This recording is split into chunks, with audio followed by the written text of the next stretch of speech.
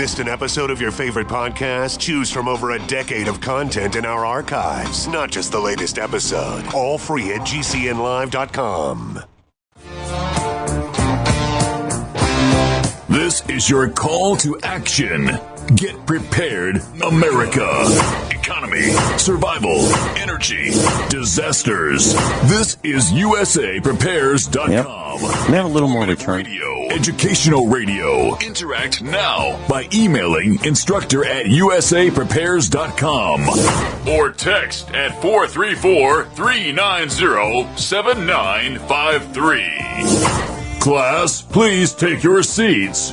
Now, your instructor, Vincent Finelli. Everyone all set? Cocked, locked, blissed? Yeah. You dialed so correctly to USA Prepares. We're delighted you're with us today in class. Andy is engineering the broadcast in Minnesota. I'm Vincent Finelli. Dr. Norman Shealy is with us. Dr. Shealy, are you blissed? Am I blessed? Happy New Year! Dr. Shealy, it's so good to hear your voice. Yes, Happy New Year. Mutual. And happy. It's been too long. Yeah, Happy New Year. Hey, well, let me ask you this. Let me just give out the telephone listen line. And it's working. It's working. 605-562-6564. 605-562-6564. That's the telephone listen line. And, class, if you'd like to call us and talk to Dr. Norman Shealy, 866-582-9933. 866-582-9933. So, Dr. Shealy, what's new with Dr. Shealy? Well, the new year, I suppose, and the weather being interesting. I keep thinking one of these days we're really going to know that we're going into glaciation. I still believe, personally, that we are on the verge of a new glacial series, but it might take another 10 years or so to get there. Yeah, Dr. Shealy, it's interesting you mentioned that right out of the gate, because I've been talking with a number of our instructors, and they feel exactly the same way. And I've been looking up and down here at the farm, and it's been a tough year for the animals. These wild weather swings. These absolutely frigid temperatures. And I was talking with a guy last night on the East Coast, and he called because the pipes, they had no water, and everything was fine. All of a sudden, no water. The night before, they went to bed, and no water in the morning. It's like, what's going on? So I asked him to take some pictures of his plumbing arrangement, and he emailed those to me, and I diagnosed a problem over the phone and recommended that since they had electricity, they could use a hairdryer. If they did it very quickly, they could thaw out the pipes. And sure enough, that's what was necessary to get the water flowing. But I have a feeling that there is an absolute rash of frozen pipes in the East Coast. And what I said to this young man was, tell you what, it could be a frozen meter. It could be the underground plumbing to your house. And this was a call that came in that gave him time to be one of the first on the list to have the city water department come out. And so he called, and we found out later on that there were 54 people on the list to have the utility company from the city check and see why people didn't have water. So that was early on in the game to have that many calls. And I mentioned to him that he needed to do that immediately because there would be a lot of people calling. And so then I looked on the internet. I did a search late last night, and I just typed in freezing pipes, United States. There's a rash of it. There's a rash of frozen pipes because people were not prepared for this temperature. So then I went to another website called Walmart, the Chinese factory outlet, and I looked up heat tape, Heat space TAPE, and it's an electrical tape that if you think that your pipes are subject to freezing, you can wrap this, it's about the diameter of black electrical tape, or Scotch tape, and you wrap it around a pipe, typically a metal pipe, and you plug it in. And it has a thermostat which will consume, depending on the length, you can get these in 3 feet, 6 feet, 12 feet, 18 feet, different lengths. And it will warm up the pipes. And some people just flat out can't protect their pipes any other way. So I looked that up on Walmart to see if they had any in stock, because I figure there's Walmart almost everywhere, out of stock. Walmart was out of stock nationwide on heat tape. So it's a big problem. It really is a big problem. It's not like they don't sell it. They sell a lot of it, and they're out of stock because of the demand. I believe it's because of the demand. So I think you're absolutely right, Dr. Shealy. Preparing for this, it's something that we've been very concerned with for years. And as a precaution, what we did was, our cows like to drink out of the stream that runs through our property. They like to drink out of the ponds that we have strategically located all over the, where the cows graze. Well, they freeze up. And the only solution to fixing it that I found so far is to take out a fence post tamper. It's a steel rod with an end on it that's kind of flat and maybe 4 inches in diameter, and it's about 20 pounds, and you could pound through the ice and break it. Well, that's one way, and then it freezes again, to let the cows drink out of that small broken ice area. But what we did was we put in something called a cattle waterer, and it's a 300-gallon tank that's made out of concrete, and it's fed by the well.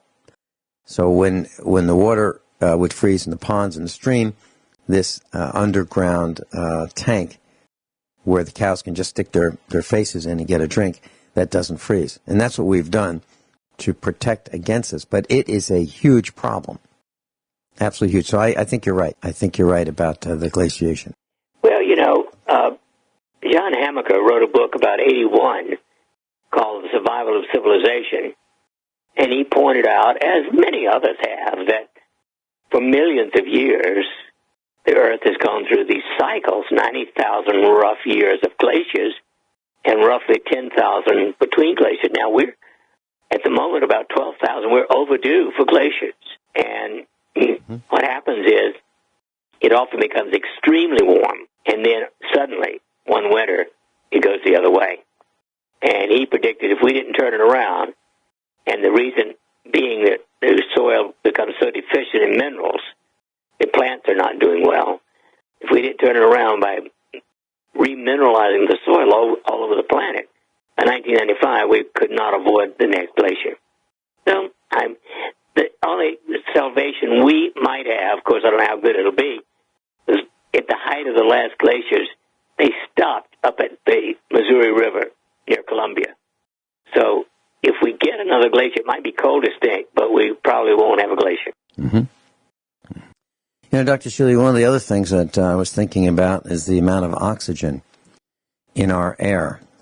And I got a call last night, and this guy called me, and he was asking me about how do I light the gas logs. So this family has gas logs, and they turned off the gas supply for the summer. They didn't want to waste the gas, having the pilot run all summer, so they shut it off, and then they had trouble lighting it. So I went through the procedure to light the gas logs with him, and he got them lit. And I said, now, let's talk about this. Let's talk about what happens when you have these gas logs in your house. And so we believe that this is a ventless, no vent gas log system in a steel kind of, the last 20 years they had these steel fireplaces, which are really just these steel boxes that are insulated from heat, and they have just gas logs in them, and they're set inside a framed 2x4 or 2x6 wall. So it's not like it's masonry. It's not like there's a chimney. And these gas logs consume the oxygen in the room or in the house, and the fumes, if you will, from the burning gas enters the room. And I explained to them, you can't just do that and consume all the oxygen in the room without replacing it. So, yes, common sense. So you have to have a window open. And we talked about his house, and I helped him pick a window that he would leave open 1/4 of an inch, and so we could replace that air. And then I said, now, so you're not going to use these today because you need to get a carbon monoxide detector. It's kind of like a smoke detector, but it determines when there's too much carbon monoxide in the air that you're breathing, so you don't die. And so his plan is to get one of those today. So there are a lot of things, Dr. Shealy, that we do that we don't know very much about. Now, how did this happen? Well, this gentleman did not buy this house. This house was built by someone else, and then it was sold maybe once or twice before. So he really was not instructed on how to use these gas logs. So I have a feeling that he's not alone. As a matter of fact, I feel he's in the majority of people who have inherited through purchases of homes gas logs and have not been instructed that, yeah, you need to open a window. Now, it seems to me that if you have to open a window when you use gas logs, you've just defeated any heat benefit. Well, yeah, you're absolutely right, so Dr. Shealy. It looks unduly, well, maybe not just ignorant, but stupid once you know that to use them. I don't disagree at all. The only caveat that I would have is if there was an emergency situation. For example, for someone who lives in an environment where the power goes out, no electricity, they can't run their oil burner, they can't run their normal gas furnace, they can't run their heat pump, but as a spare, they have a set of gas logs. In that case, it's better than freezing to death, no question about it. However, you've got to open a window a little bit, at least 1/4 of an inch somewhere in the house. And let's talk about this a little bit more when we come back. Dr. Norman Shealy, medical doctor, is with us. And we're talking about glaciation, and boy, it's getting really cold in the country. And so some people are using non-vented gas logs, okay? And there's a concern about the indoor pollution with these kinds of devices. I'm extremely concerned about that. And so what do these devices produce? Well, carbon dioxide, CO2, carbon monoxide, CO, nitrogen dioxide, that's a toxic gas, and water vapor, typically.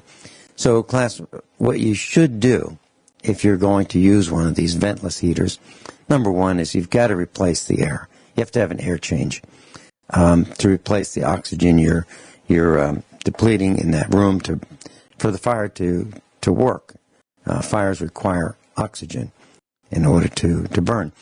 And so you need a carbon monoxide detector, in my opinion. And it looks like a smoke detector, very much like a smoke detector. And it will go off if there's presence of carbon monoxide. Now, getting back to Dr. Shealy's question, the heat loss. You're absolutely correct, Dr. Shealy. And here's the proof of it. Many, many decades ago, my parents bought an old house built in 1844. And it was a large old house. And it was post and beam construction. And it had fireplaces. Where did it have them? Every room. Every room. This is before centralized heating systems. So there was a fireplace in every bedroom. There was 2 fireplaces in the living room. And a fireplace in the kitchen. A fireplace in every room. And that's because it needed them. And here's the way to look at it.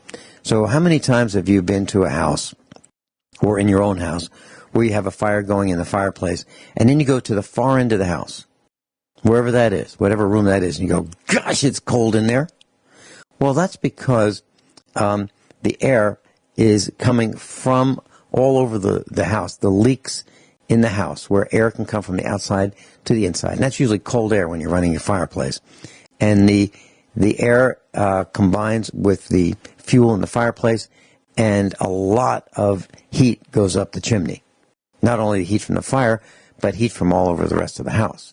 So what is the benefit of a fire going in the fireplace? Well, it works really well in the room where the fireplace is. But the net heat loss is about 10%. So your house is going to get colder overall by about 10% than if you didn't have the fire burning in the fireplace. Yeah, I'm glad you brought all this up. When we moved into the house that we've lived in now for the last 32 years, 35, my heavens, time passes, it had hot air heat, but it was by a propane gas, tank outside. And I do not like propane gas. I refuse to have a gas stove, for instance, for cooking, because when we lived in Boston once, we came close to get asphyxiated by the gas leak. So we took it out and put in electric, radiators, which is perhaps not the best use of energy, but at least it doesn't poison us. That's correct. If you have electric baseboard heat, unless something goes wrong with the element, and the element fails and has that Bakelite burned electric smell, which is kind of rare, very rare. Unless that happens, electric heat does not produce indoor pollution. Now, it pollutes outside where the electricity is generated, at that electric power generation station, sure, but not in the house. And then a compromise would be a heat pump, which uses less electricity, but forced air. Now, the problem with forced air heat, as far as I'm concerned, it's not the best system. It's the best compromise if you want heating and air conditioning using the same ductwork. It's the best for that. However, it's a dusty heating system because of all that moving air. Seems to generate a lot more dust than the system that you're talking about, Dr. Shealy. So, what's the best heating system? Well, in my opinion, forced a hydronic system, hot water heating with radiators or baseboard heating, I think that's the best. But that doesn't work for air conditioning at all. Dr. Shealy and I'll be right back. That's Dr. Norman Shealy's with us, and if you'd like to go to his website, normshealy.com, NORMSHEALY.com. Dr. Shealy, we've had an ionizer in our house for decades, and whenever we change houses, we bring the ionizer with us, and it's just this device that is a high voltage source that has almost like a steel wool part of it that emits ions, and the ions charge the particles of dust in the air such that they fall down. And I like to think of dusting in our house. We can't dust in our house. We need to use a rake. And, I'll try a blower. It'll be more fun. Yeah. So, have you had that experience as well? Have you used an ionizer?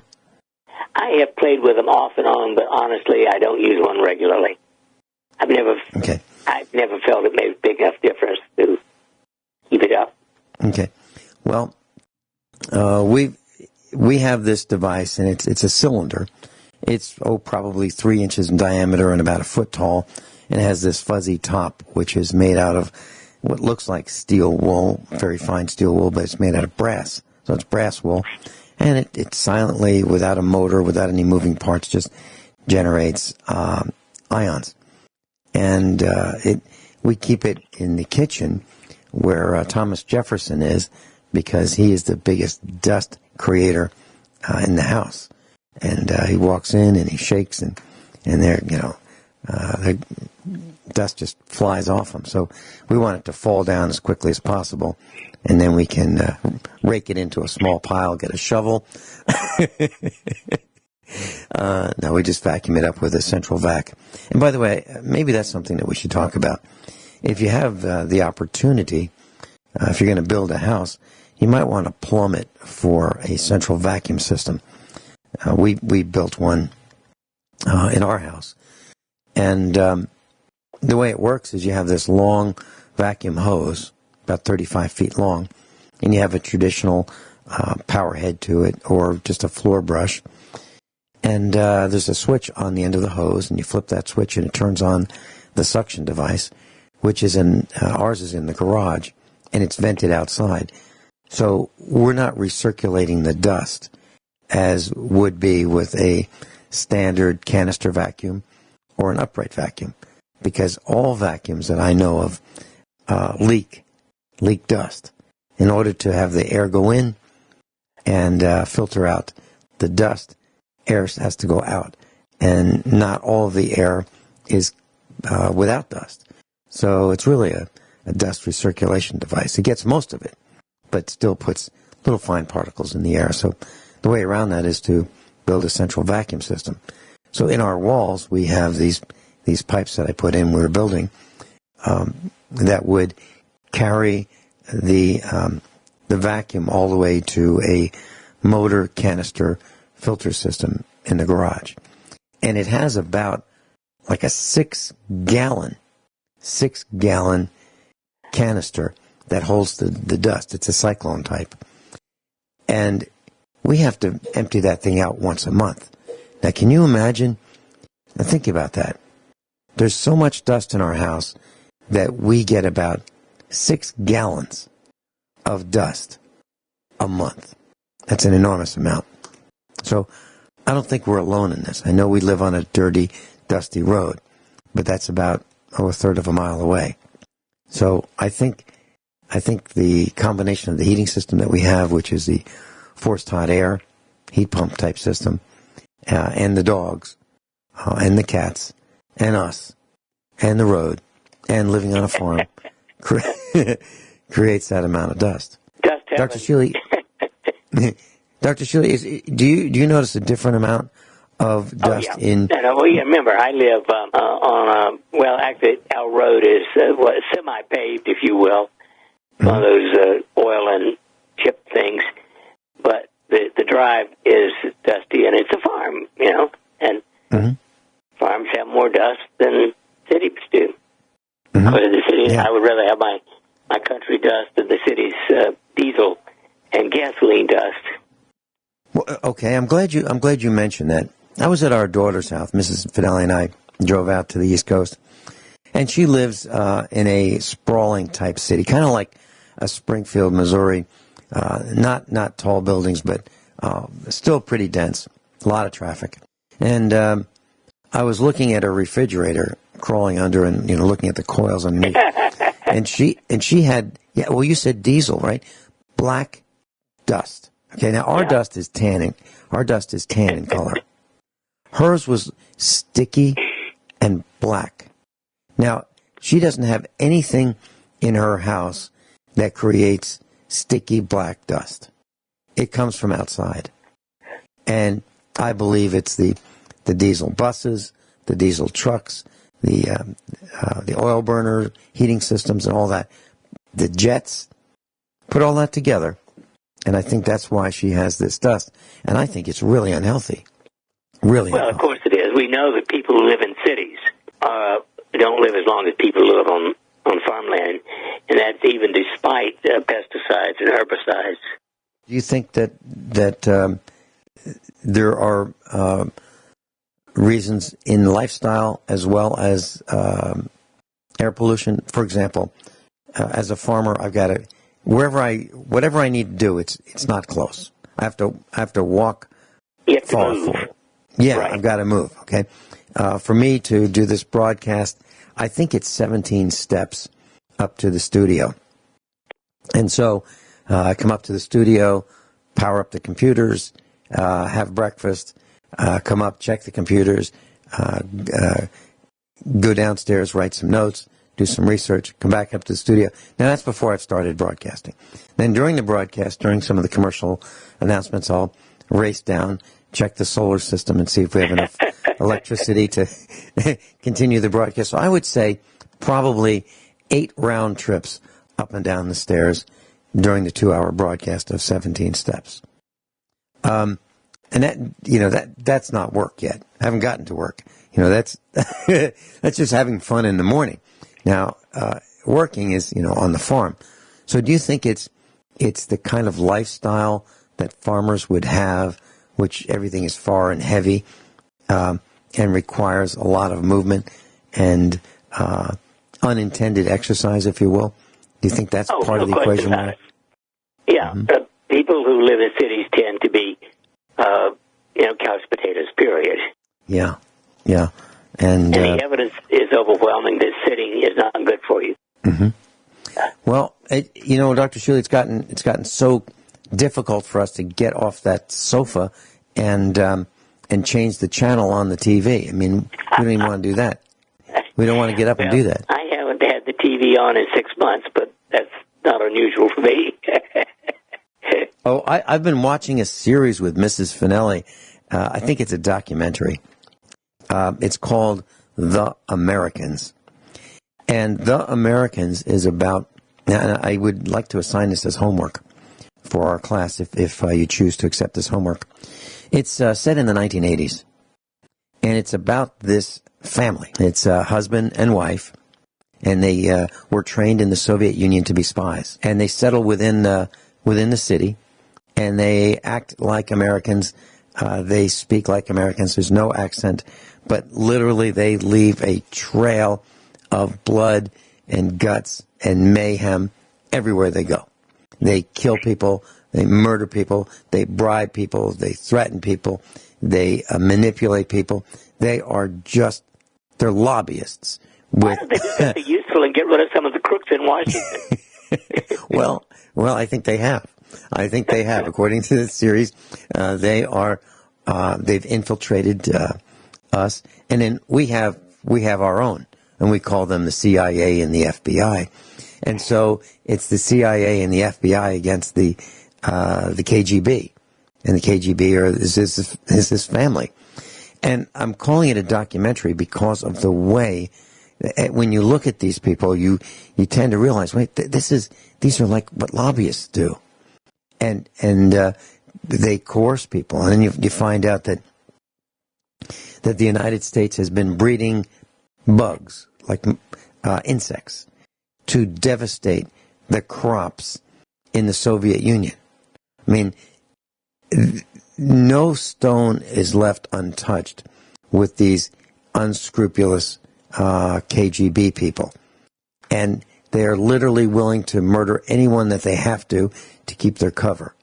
They're willing to do whatever it takes. Murder, mayhem, a plague, whatever. They'll risk all of that for the motherland. It's obscene. And it's difficult to watch. There's salacious sex in it, which is not necessary, but the KGB husband, the KGB wife will seduce whomever they need to in order to complete their mission. They take orders from the higher-ups in the KGB. They're told what to do, and they don't say things like, "You want me to do what? Have you lost your mind?" They don't do that. They take their orders, and whatever they're ordered to do, they'll do, including use their teenage daughter as part of KGB operations. They're even willing, they're forced to do it, but they don't say no. And they don't quit, at least not yet in the series. So it's called The Americans. So if you want to see what life is probably like around the Beltway, The Americans. And there are other documentaries like House of Cards and Scandal. Yeah. Dr. Shealy and I'll be right back. I've got some medical questions. Coming up is, what about pots and pans? Is it safe to cook in aluminum pots and pans? Is stainless steel the best way to go? What about cast iron? What about stainless steel that has aluminum rivets? What about that? Dr. Shealy, before we get into pots and pans and the best devices to heat and warm and cook our food, Do you have any suggestions on videos, television that you think, or movies that you think are informative that we should consider watching? Well, it's been so long since I've looked this stuff up. I mean, I haven't had an aluminum pot in my house for 40 or more years. I wouldn't have one. I don't believe in it. I think they are exquisitely dangerous. Okay. Well, let's talk about this then. So I've done my own research and analysis, and I've come up with I believe the very best pots and pans to use are the stainless steel made by the Revere Company in the 1960s and 70s. Now they've been bought by other organizations, and the quality has gone down. So the 1970s vintage, I believe, are about the best of the Revere series, and they have you recognize them by the copper bottoms. Well, they don't have rivets to hold the handles on. They are electrically welded handles, so there's a smooth surface on the inside, and the only material that contacts the food in the Revere pots and pans that we have, the only material is stainless steel. However, there are plenty of pots and pans that have the aluminum discs in the bottom to allegedly help make the heating system more even within the pan or the pot. I don't think they work very well, and poison. my concern is it works more. extremely well. It's poison. Yeah. My concern is the rivets, and what they've done is they've used like a stainless steel pan with a stainless steel handle with an aluminum rivet, and then the rivet is in the area where you're doing the cooking. So these rivets that are about the diameter of a pencil with a head on them that's larger than a pencil is immersed in the food that you're cooking. That is of concern to me. Based on what I've described, would you be concerned about cooking with aluminum in the surface area of... Well, of course. Now, I have found some cuisine art ones that seem to me to be all stainless steel. Yes, they are. Yeah. Some of them have the aluminum discs in the bottom, which means that it's not part of the cooking area. It's attached mechanically to the bottom to allegedly spread the heat across the bottom of the pan. But the inside cooking area is all stainless steel of the Cuisinart that I've seen. That right. Yeah, I know. I have at least 4 of those, and I like them. But I don't like aluminum in my house. Period. I don't use aluminum foil even. Well, that was my next question. What about those who, let's say they're going to cook a turkey, okay, and they put the turkey in the oven, but it's in a pan that's made out of aluminum, and then they put aluminum foil on top of the turkey. Do you have a concern about doing that? Of course, I don't have it in my house. Yeah, and I use one of those. I think it's called porcelainized. Yes. Baking pans. That's what we do. Yeah, it's kind of it's a steel, kind of like a blackish gray, maybe with little speckles of white in it. But it's got like a porcelain finish. Yeah, that's what we do as well. Now we do have aluminum foil in the house, but we don't use it for the traditional uses. If we're going to use a torch on low heat, and we need to shield the heat from burning something that's next to what we're heating with the torch, we'll use, crumpled up aluminum foil for that. But that's it. And we do that outside where there's plenty of ventilation. That's pretty much the use for aluminum foil. Well, maybe if we had a hole in the side of the house and we wanted to prevent mice from coming in, we might take a ball of aluminum foil and stuff it in that hole. But, yeah. When we come back, Dr. Shealy, can we talk about this gal who used turmeric to cure her cancer? Just 8 grams of turmeric a day. Turmeric and curcumin per day. Let's talk about that when we come back. Everyone all set? Cocked and locked? Hour number 2 of USA Prepares. Dr. Norman Shealy is with us, medical doctor. His website is normshealy.com, Shealy.com. And if you'd like to get the newsletter, the same one that the rest of us get, just go to normshealy.com and you can sign up for his free newsletter. And that's the location where you can peruse Optimal Health. There's a tab for that. And also, if you'd like to buy some of the supplements that I buy, normshealy.com, normshealy.com. Dr. Shealy, there's a 67-year-old woman, according to Daily Mail, who was battling blood cancer for 5 years, and she had gone through chemotherapy, and she gave up on it. She had myeloma, and it was spreading, and so she began taking, according to this article, 8 grams of curcumin per day. And it seemed to halt the spread of the cancer that she had. 8 grams of curcumin per day. And so it says here, while her myeloma was spreading rapidly after 3 rounds of chemo and 4 stem cell transplants, the 67-year-old began taking 8 grams of curcumin a day, one of the main compounds in turmeric. Does that seem like it's something that could work, Dr. Shealy, based on your medical experience?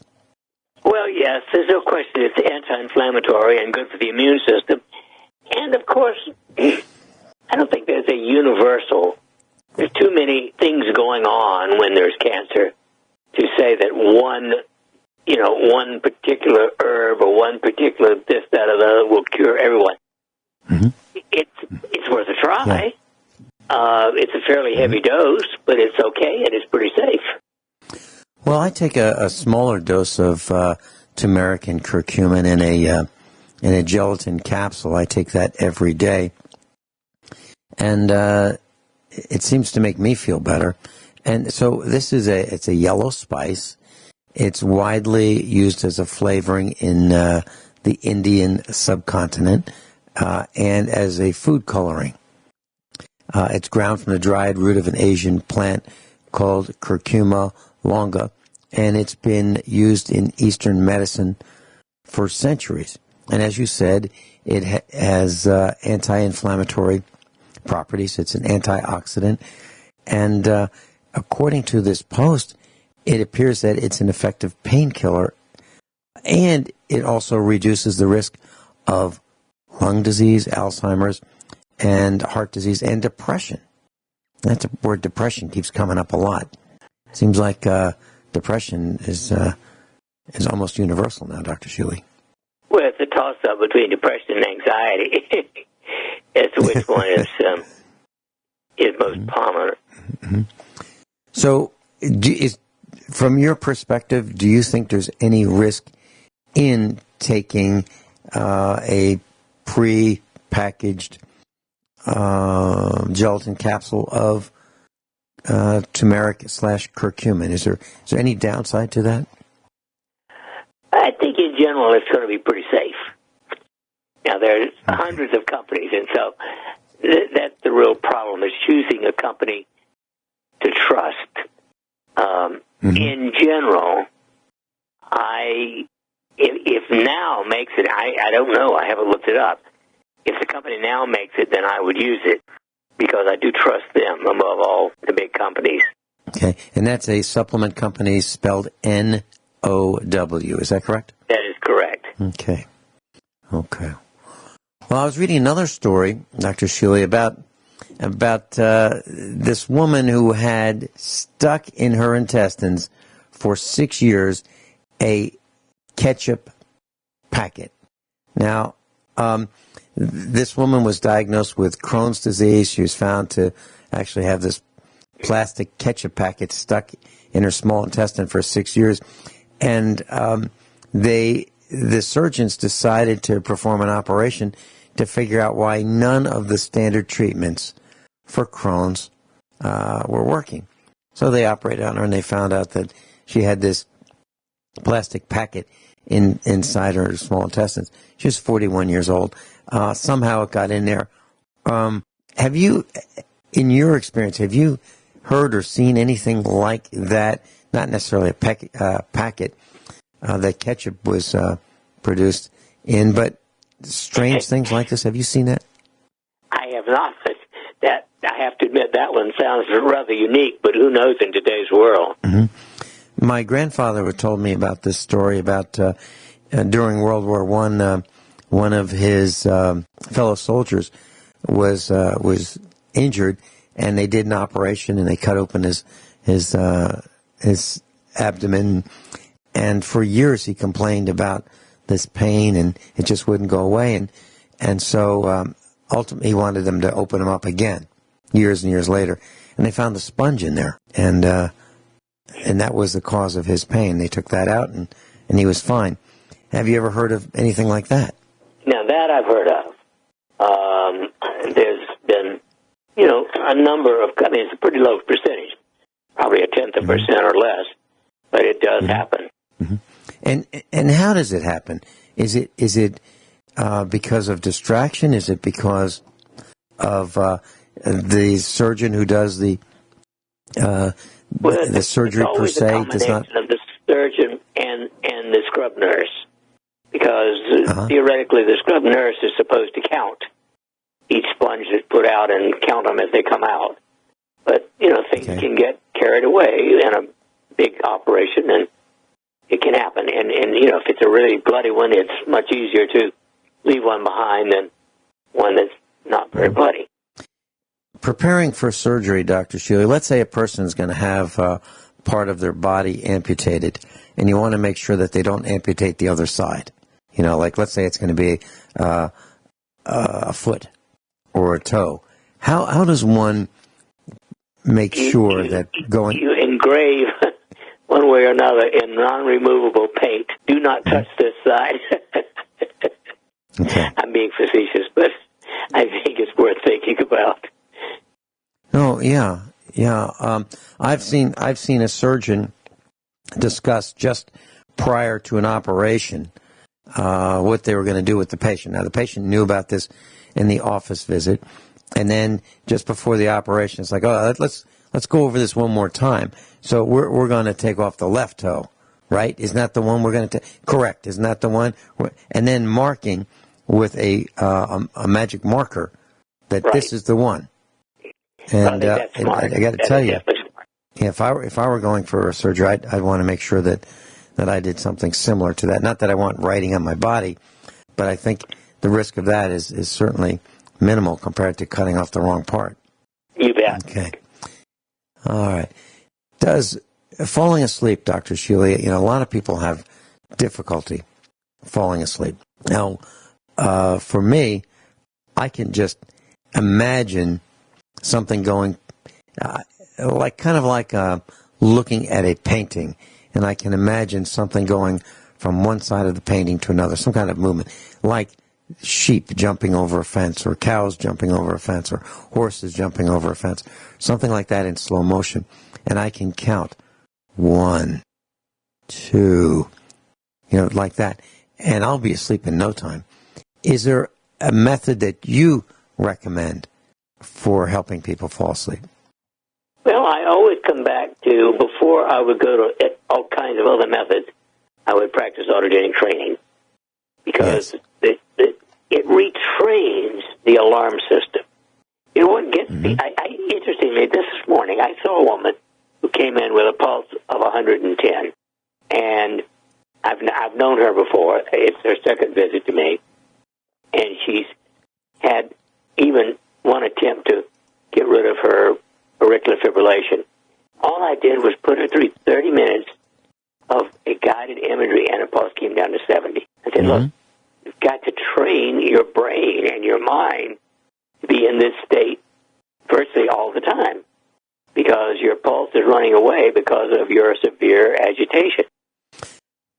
So, can you have her focus on whatever the underlying agitation is, and have her?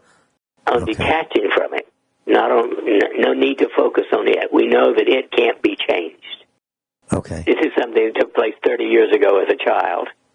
And so now her need is to focus on something which is totally calming. And if you will do it twice a day for 12 weeks, really do it, it will retrain the nervous system so that all you have to do is take a deep breath practically and go into that state. And I trained myself back in 1972 to do that. Is there something that we can do as well to train ourselves to do better for those of us who may be students in a formal setting where we have exams? Is there something we can do to improve our performance? Well, or is it too late when you get to the exam? You should have studied before. It's too late to get there. Actually, when I went through college and medical school, I often played bridge the night before an exam just to keep my mind distracted from playing broken records. It was a relaxation, and that was just for me. That worked very well. Okay. Class, Dr. Norman Shealy is with us. We're going to be back in just a couple minutes after the few short commercial announcements. I'd like to know Dr. Shealy's thoughts about glucosamine and chondroitin for joint pain, cod liver oil for joint pain, and can an overdose of iodine cause hair loss? Dr. Shealy, there's been a product that's been out for many, many years, glucosamine and chondroitin as a supplement.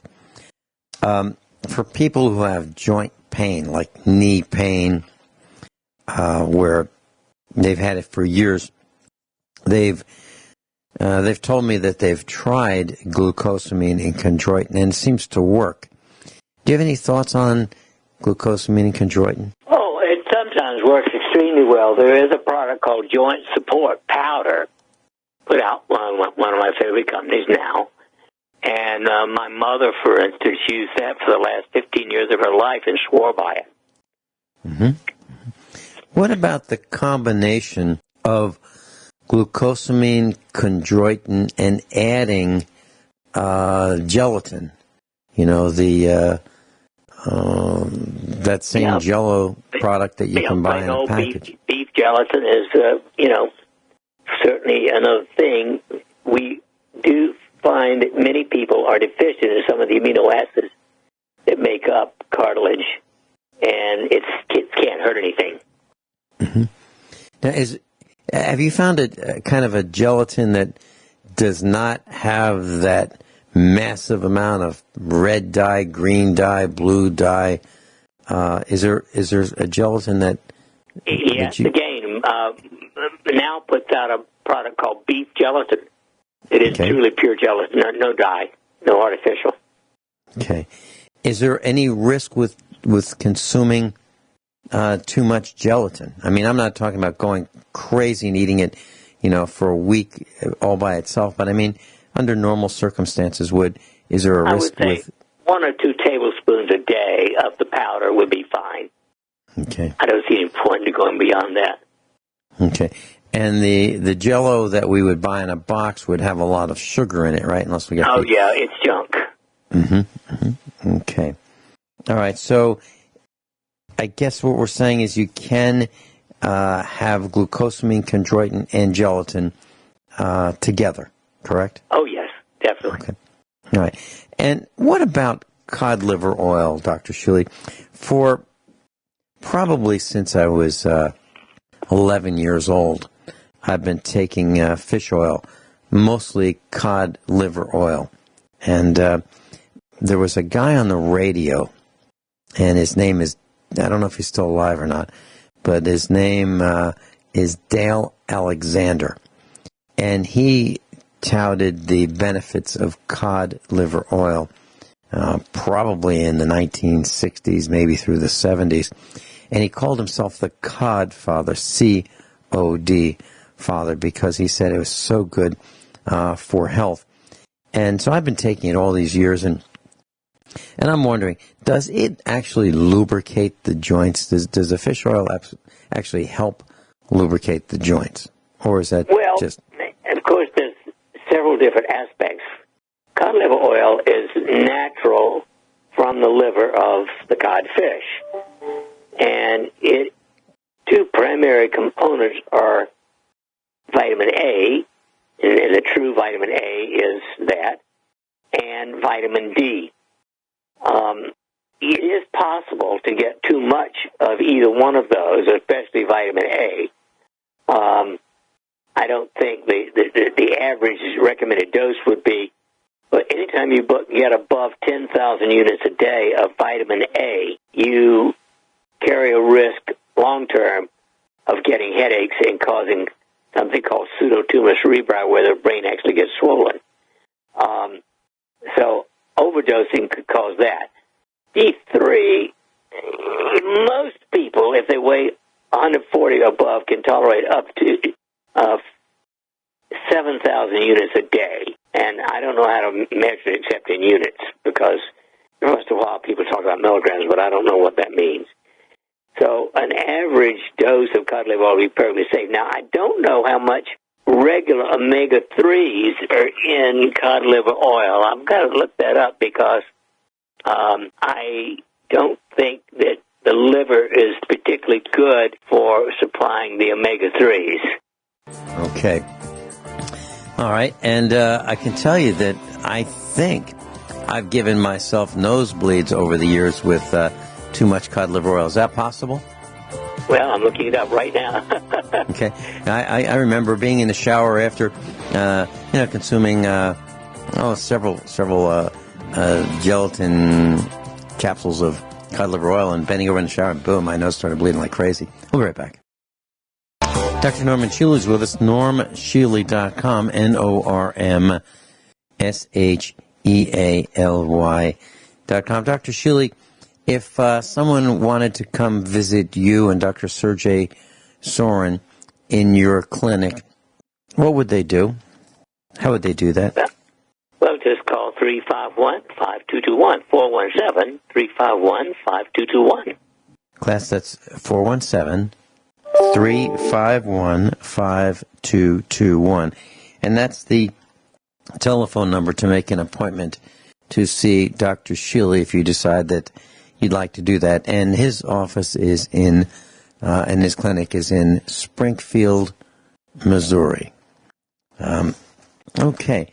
Dr. Shealy, I was mentioning cod liver oil, and I might have taken too much at one time in my life, many years ago. It can cause those bleeds because of the omega-3s. It does have a lot of omega-3s, and omega-3s do decrease the ability of platelets to cause clotting. Okay. Is that something that I should have been concerned about? Because what I did was, as soon as that happened, I said, I think I know why this happened. I took too many cod liver oil, gelatin. Yeah. So is that something that would cause permanent damage, or do you think that goes away? Oh, it'll go away, within a week of 10 days of stopping it. Okay, and that's exactly what I did. Okay, iodine consumption. Iodine has been recommended. You hear lots of commercials of and people talking about iodine. Can a person take too much iodine and cause hair loss? Is that something? Is hair loss linked to overdosing in iodine?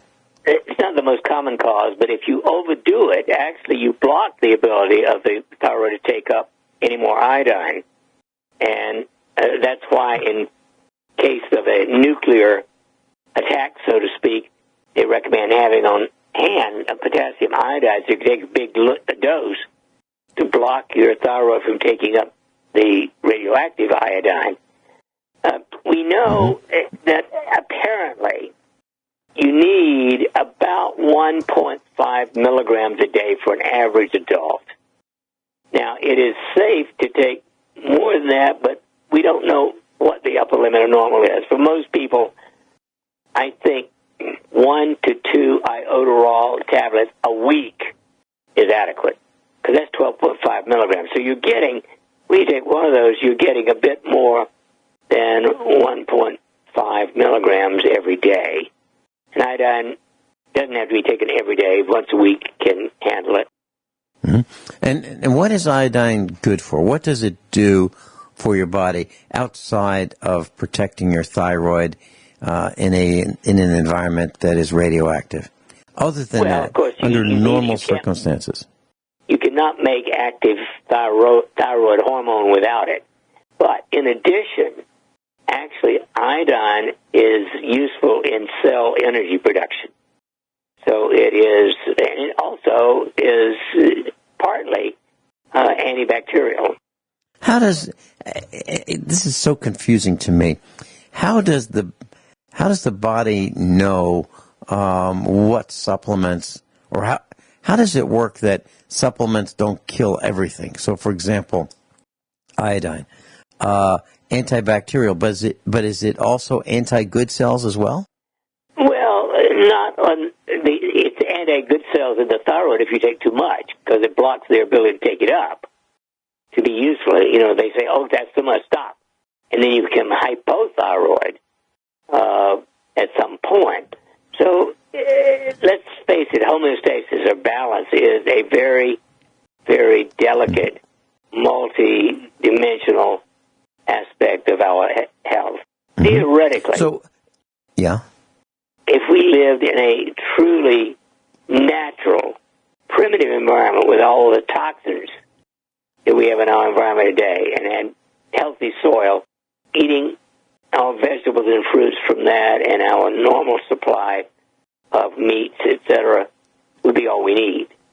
But unfortunately, because of severe chemical pollution everywhere on the face of the earth today, nobody knows what really is necessary. Mm-hmm.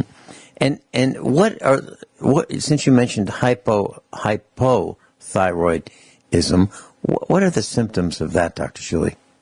Meaning getting lack of too much energy is iodine. number one. Loss of hair is certainly common. Increasing weight is another one. Increasing cholesterol is another one. And just general fatigue. Okay. Seems like I don't know very many people who wouldn't say, "Man, I'm not tired. I'm doing great." Most people say they're worn out. I mean, so is it possible that many people have hypothyroidism? Could that be something About 80% of people are mildly hypothyroid. Also, by the way, that is aggravated by our favorite enemy, city water. Fluoride. Fluoride gets into the thyroid molecule, and the body can't use trifluorotyrosine. It's a chemical, but it doesn't work like triiodotyrosine. It doesn't have thyroid function. And so fluoridated water blocks the normal thyroid. And lack of adequate intake of iodine is the second cause of a relatively widespread, mild hypothyroidism. Actually, the single best test for hypothyroidism is your oral temperature. Take your oral temperature within, let's say, after being out of bed 2 to 3 hours and not having drunk or eaten anything recently. And if your temperature is consistently below 98.6, you're hypothyroid. Okay, I wrote this down. So what you do is, after being out of bed 2 to 3 hours, you take your temperature, and if it's consistently, without eating anything before that, if it's consistently below 98.6, you have hypothyroidism. You got it. Okay. And how do you fix that? Well, you take 20 drops of liquid iodine, that's 1,500 micrograms a day, and 60% of the time, within a month, you'll have normal thyroid function.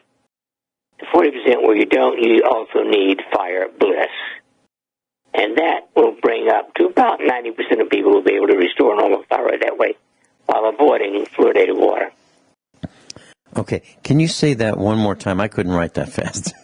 and I have a feeling that our class would love to hear that again. Number one, you take 1,500 micrograms, that's 1.5 milligrams of iodine a day, and the best way to get that is one called liquid iodine. And 60% of people will restore their thyroid function within a month doing that, while not drinking fluoridated water, of course. Mm-hmm. And those who don't get there with the iodine alone, then add Fire Bliss for a month, and that will get rid bring up normal thyroid function in overall about 90% of people. Okay. The other 10% may need thyroid replacement. Okay. Is that common, people undergoing thyroid replacement therapy?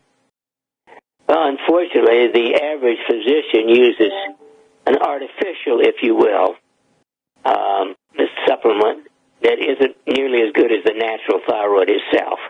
Mm-hmm. So I much, much, much prefer Armour's thyroid, which is actually pig thyroid, pork thyroid. But it's been around a long, long time before Synthroid, which means synthetic thyroid, and is much, much better. That's Armour's thyroid. Yes. Okay.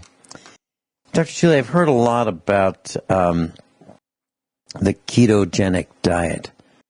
And can you share with us what your thoughts are, what it is, and is it something that we should consider parts of, some of, none of?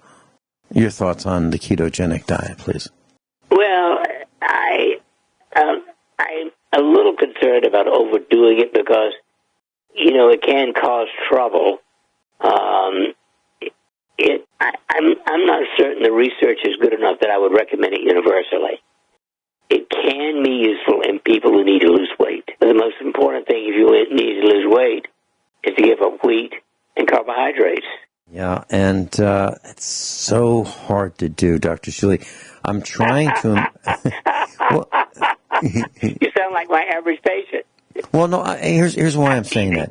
What I'm saying is, if you go to anybody's house, well, almost anybody's, not yours, but most people's houses, you'll find a bread basket. And there's a loaf of bread or two, or hamburger rolls, or hot dog rolls, or bagels, or white bread, or junk. Pumper. White bread itself is junk. Yes. White bread is not real bread. Mm-hmm. They've taken out of it the fiber and the vitamins and most of the minerals. I mean, it's not quite as bad as pure old sugar, but it's almost. Mm-hmm. Like white rice is junk. Brown rice is good. That simple. Yeah. Those bread and rice are just fillers, aren't they? Well, they satisfy the appetite mm-hmm. to keep the blood sugar up moderately, but they're not food. They are deficient in essential nutrients. Have there ever been any fiber? Have there ever been any studies where a subject has been given a diet of just bread and water? And when I say bread and water, I mean white bread and water. I would think that would be poison. I would not. Yeah. I would consider that an attack on the individual. I don't think any studies have been done. I know insects, if you put flour in front of ants, they won't eat it. Yeah, white flour, ants won't eat it. We'll be right back.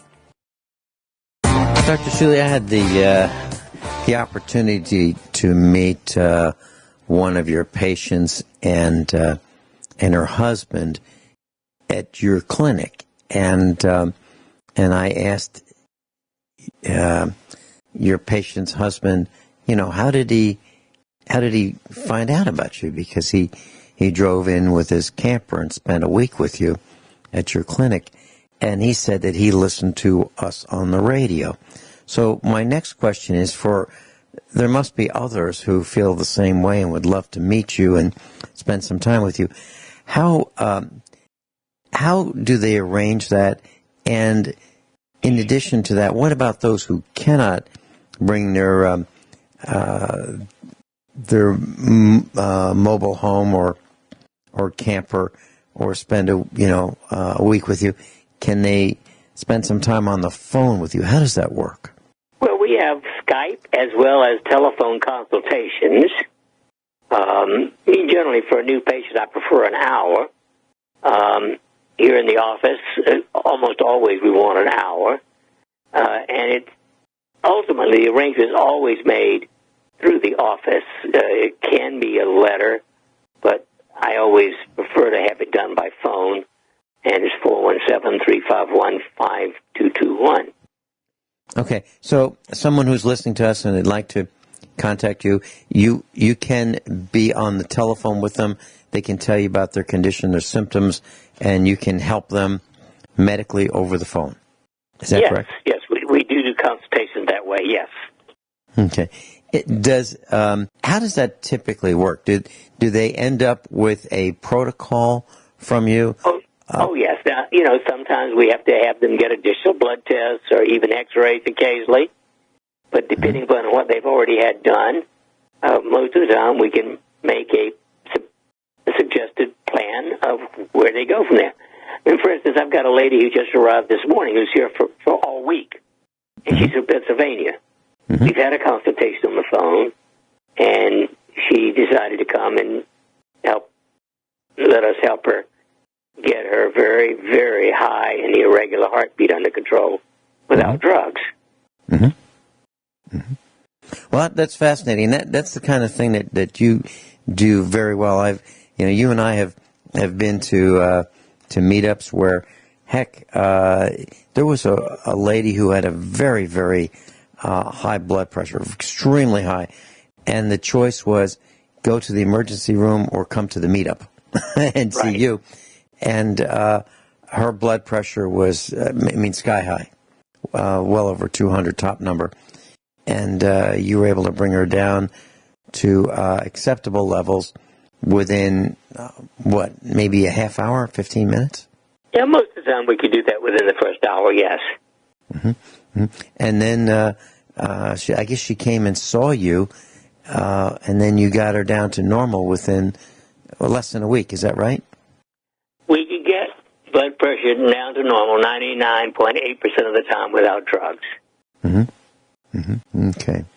So, class, if you'd like that number, 417-351-5221. 417-351-5221. And that is Dr. Shealy and Dr. Sergey Soren's clinic in Springfield, Missouri. You'll talk to delightful staff there, and they'll help you. I've been there many times, and I love spending time with Dr. Shealy. Dr. Shealy, I was reading an article about working night shifts, meaning, going to work at night. And there's an article that says that it increases a woman's chance of developing cancer. Nurses are most at risk by 19% by working at night because it alters the hormone balance or imbalance in their bodies. Do you think that could be true? Oh, absolutely. It clobbers your immune system. And I was reading some comments at the bottom of the article, and it says, one guy says, it's been known a long time that shift work is detrimental to your health. It raises your chance of miscarriage and premature births. Wow. It's bad.